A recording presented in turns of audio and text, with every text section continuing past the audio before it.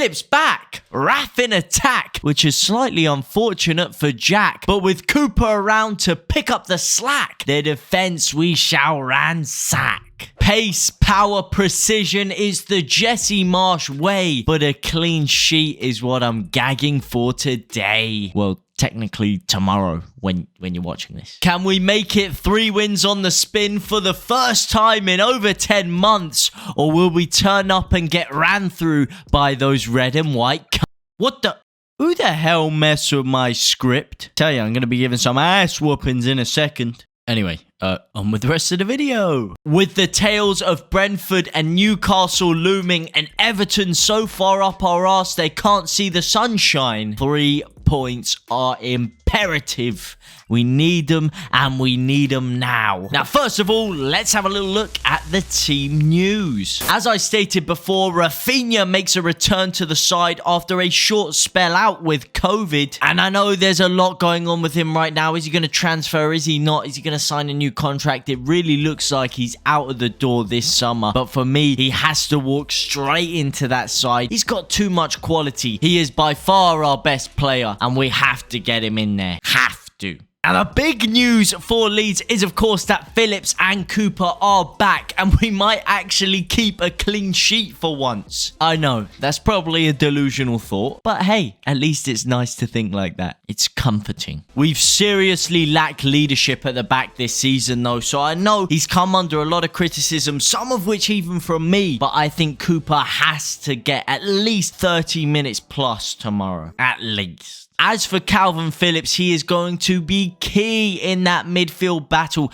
especially against a player like Ward-Prowse, who has the ability to cut through our midfield like a hot knife through butter. We need Phillips in there. We need him big time. I don't think he will start. I think he'll probably get around 45 minutes. But boy, is he going to be key tomorrow. Klich and Meslier are also available for selection after having a little few scares after that game against Wolves, but it does look like they're back in the squad. As for the Saints, they have 2 key absentees. We're looking at Vojnovic and, of course, Alex McCarthy. There were a couple of scares for them that Smallbone and Romeo weren't going to be able to play with COVID and a stomach bug, respectively. However, it does look like they are back in the side for that crunch match on Saturday.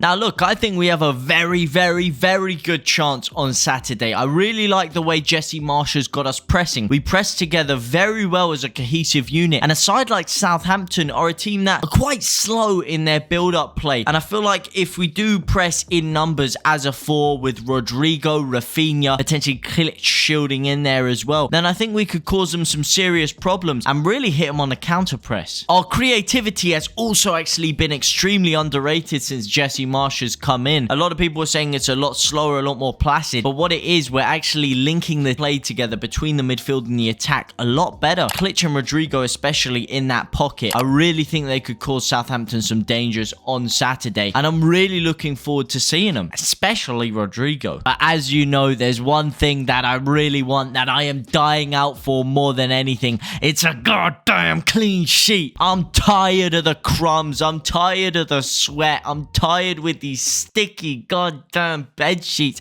I just want a silky, smooth, warm, comforting sheet to wrap me up at night. Please. Please, can we get a clean sheet for once? But it is time. Let's get into the 1 to 11. First of all, we're going to be starting with Meslier in goal. Hopefully, he is back. Hopefully, that bruise isn't too detrimental. At the back, I'm talking Ayling, Struijk, Llorente, and Stuart Dallas. Ayling, for me, has been one of our best players under Jesse Marsche, especially over the past few games, especially the last game against Wolves, where he scored that winner. Was very unlucky not to get a couple of goals, and I'm really liking the look of him. Llorente and Struijk as well. I think that's the best partnership for us so far. I do like Koch a hell of a lot. However, I just think for this game, I think Koch needs a little break out of the side. He's been pushed into midfield. He's been played in an unnatural position. And I don't think he really does the job there as much as another natural midfielder would.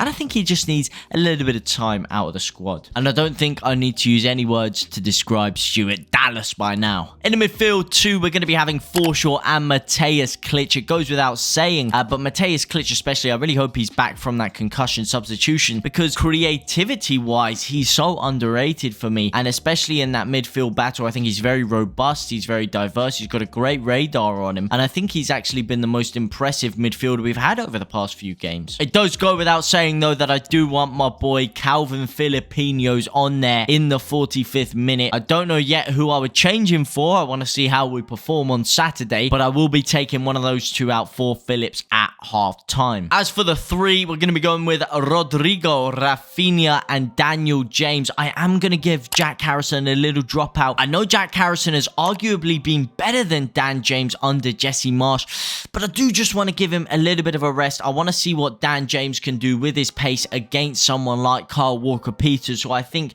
still has a little bit of defensive deficiencies to his game, and I want to see what Dan James could do running in behind. I've really liked the way we've been playing through balls to him recently, kind of unlocked another element to his game, and I'm really excited to see it. And then up front, I'm going to go with the main man, Joffy Gelhard. Will he actually play? Probably not, and I wouldn't be too angry at seeing a Dan James and Jack Harrison link up instead. However, for me, I do want to give him his crack of the whip. I want to see him start up front for Leeds, and for me, that is my 1 to 11, but let me know yours down in the comments section down below. And finally, we have the key player to look out for. First of all, for Leeds, we're going to be looking at Rodrigo. He is silkier than a spider's excrement. He is saucier than a Perry tamer, and he's got more class than my local secondary school. Rodrigo Moreno has been on fire under Jesse Marsche, and he's someone who I think has actually been criminally underrated this entire campaign. And tomorrow, I can really see him absolutely dissecting through the middle of Salisu and Parod like a hot knife through butter. As for Southampton, it's that man, James Ward-Prowse, one of the best midfielders in the league, and someone who doesn't really have